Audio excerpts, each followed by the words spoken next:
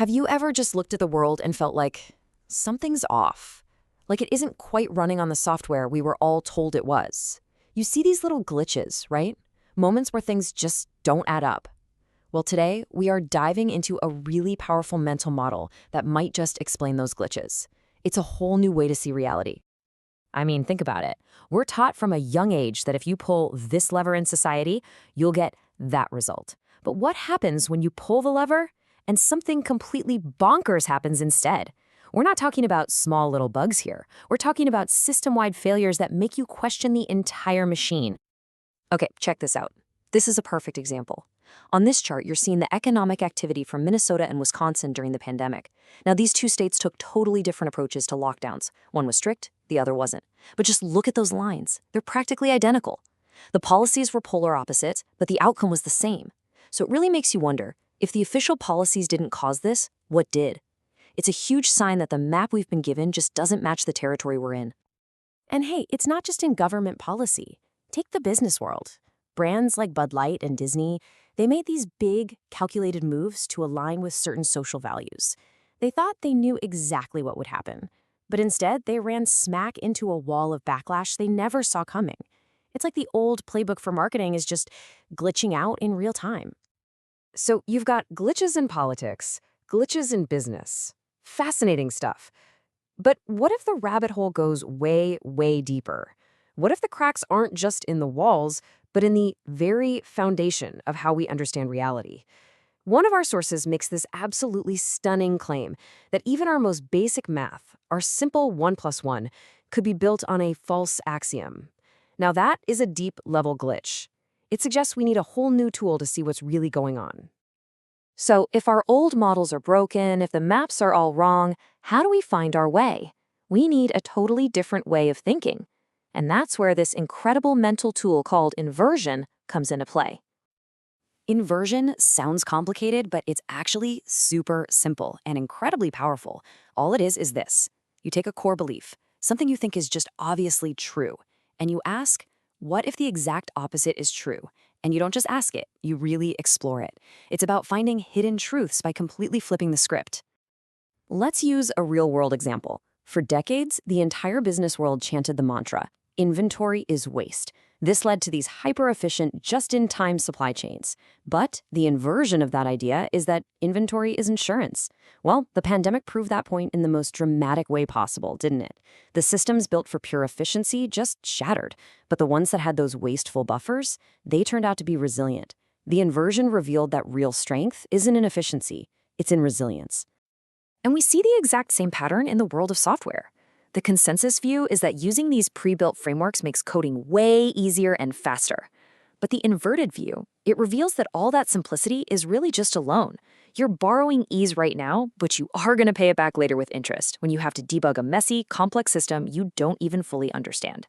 Sometimes the most direct path really is the simplest in the long run. Okay, so we've seen how inversion can flip our thinking on business and tech.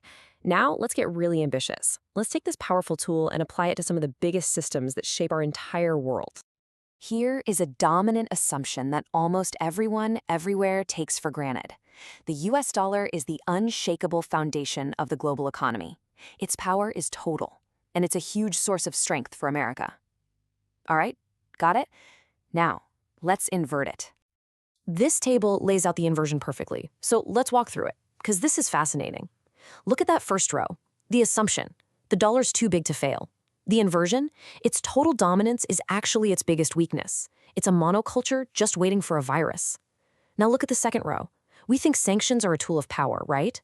The inverted view is that sanctions are actually speeding up the dollar's demise. Why? Because they force other countries to build their own systems, like BRICS Pay, to get around them. The very tools meant to project power are creating the competition that could destroy that power. It's an incredible paradox. The dollar's strength might actually be seeding its own failure. And listen, this isn't some far-off science fiction scenario. The sources actually lay out a very plausible timeline for how this whole thing could unfold. And it's happening fast. It starts with new payment systems, then it moves to major resources like oil being priced in other currencies, and before you know it, you have a viable parallel financial network. Okay, let's switch gears. Let's jump in a time machine and go all the way back to the Roman Empire. Here are some of their key administrative terms. Just remember these words: Pontifex Maximus, that's the high priest; diocese, their provinces; and of course, Latin and Roman law. Keep those in your head. Now, look at this. The structure of the Catholic Church. It is a jaw-dropping historical echo. It's almost a perfect overlay. The Pope is the Pontifex Maximus, the territories are called dioceses, their law is based on Roman law. It's like an ancient political operating system is still running, thousands of years later, hidden in plain sight inside one of the world's major institutions. How about something even more fundamental, like aging? The consensus view is pretty grim. It's just hardware decay. Our bodies are machines, and they inevitably rust and break down. But the inverted view is, wow. It's radical. What if aging is actually software corruption, a reversible loss of information in our cells? This completely reframes the problem, right? You go from trying to slow down decay to trying to restore the original code. All right, you ready to push this framework to its absolute limit? Let's invert something we all think is completely unquestionable: basic math. One of our sources floats this wild thought experiment.